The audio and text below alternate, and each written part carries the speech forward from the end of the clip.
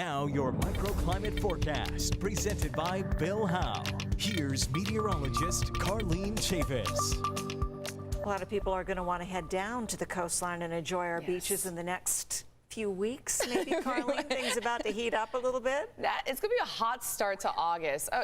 We're going to be doing this a lot over the next couple of days. So today was seasonal, tomorrow seasonal, but then the heat is on as we go into Friday, taking that into the weekend.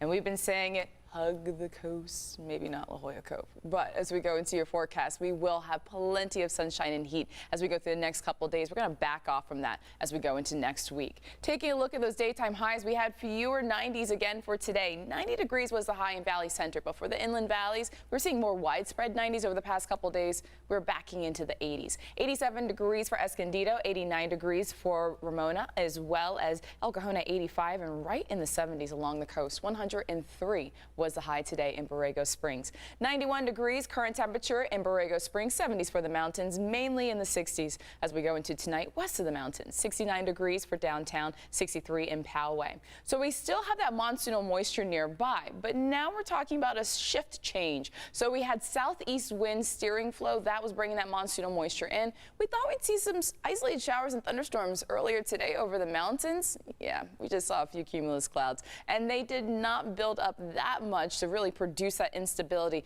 because our winds started to shift out of the southwest as we went into today. We thought that was going to back off and go into tomorrow, but it started today and tapped into that drier air. So the southwest flow is because of high pressure towards the east, also a trough of low pressure just towards the north of us. And so as high pressure, typically with winds go from high pressure to low pressure, that southwest wind that will keep going into the next couple days, keeping us on the dry side, but it's also going to lead to some much warmer temperatures as we cruise into our weekend.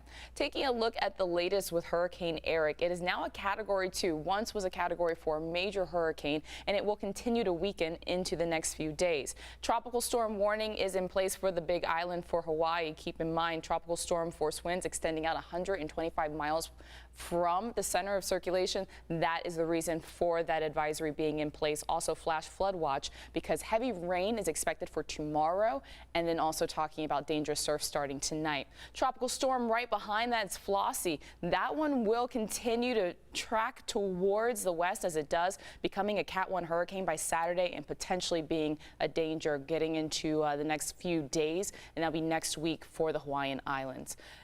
Coast, we're going to be in the 70s for our daytime highs. We'll take that into the weekend. Also talking about those 90s returning to the inland valleys by Friday. 90s for the mountains. Talking about 110s in the desert. It's going to be a hot start to August. 114 on Saturday. Ready to get in the water yet? Yeah, I'm sticking more than a big toe in. Okay. She's in Maybe her mind right one now. whole foot. 1 whole foot. That's a heat wave. Thanks, Carlene.